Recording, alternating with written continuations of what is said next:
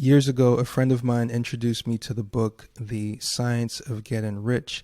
I was on paternity leave and I was getting ready to leave my job, or I was getting ready to not go back to work. And so I was in the midst of this transition from being an employee with a side hustle to turning that side hustle full time. And so my biggest uncertainty, my biggest need, my biggest desperation was money. How am I going to make a living for my new family? And so I was drawn to this book, obviously because of the title. Being an engineer and having an analytical mind, to know that there was a science to getting rich was a new idea to me. However, when I first read the book, I was like, this is not quite what I expected. And I'm not exactly sure what I expected. I'm not sure if I was expecting some kind of a physics equation or what or some type of magic.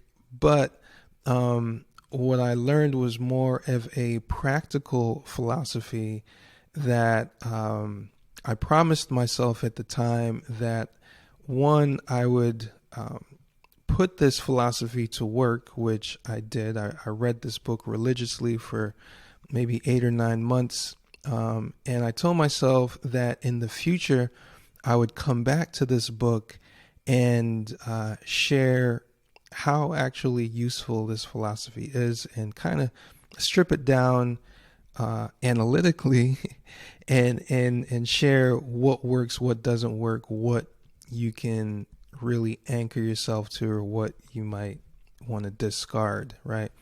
So I'm going to break this down on a chapter by chapter basis. The book is a quick read. I think you can probably read it in maybe an hour, 2 hours or something. But there's 17 chapters. Each chapter is maybe 2 pages at most. But for the purpose of this review, I'm going to go through this on a chapter by chapter basis. So we're going to start with chapter 1, which is, and there's 17 chapters. So I guess there's going to be 17 videos.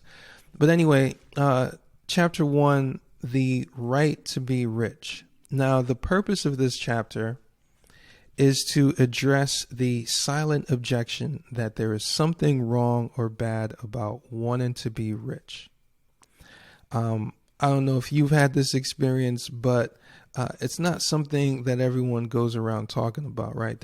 You might know some personalities who are always talking about money and how they want to be rich, but a lot of us have negative associations with verbalizing, vocalizing, or expressing this desire.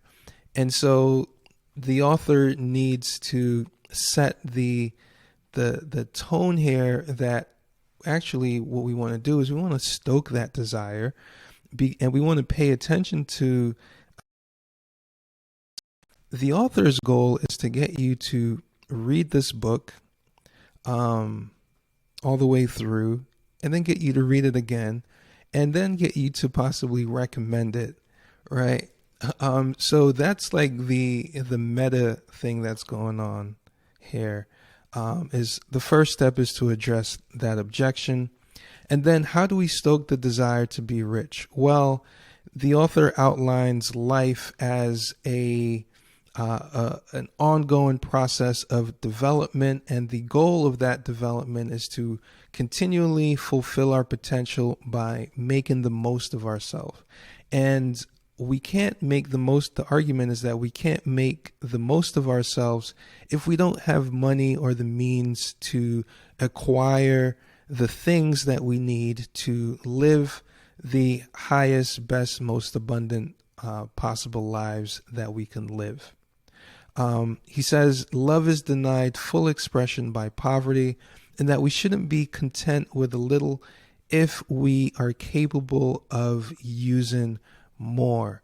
So the whole goal of this first chapter is to get you to recognize that the desire to be rich is an innate, human, natural, and worthy desire. It is the desire of life itself, wanting to grow and become abundant. And given that we live in a world where money is how we acquire the things that we need, then the science of getting rich is the basis of that advancement and that development, right? So I'm sure somebody could argue that, which is why it's the first argument in the book.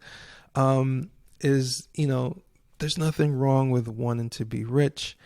However, I think the if I was to add a like a clause to this chapter, or if I was to undergird this with something of my own, it would be to figure out what a rich life means to you, right?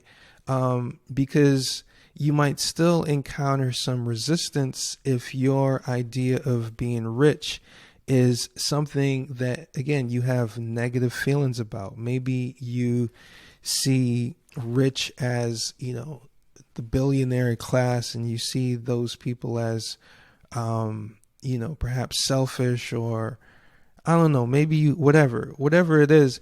If you have a negative association there, it's going to get in the way of you, realizing your own wealth and that potential.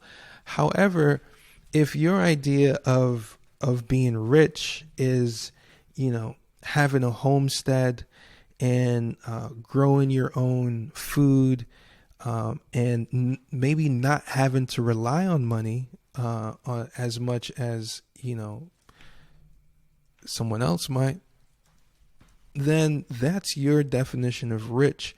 And, there's nothing wrong with pursuing and desiring that. But I think step one for me would be not only to recognize the right to be rich, but the right to define your richness.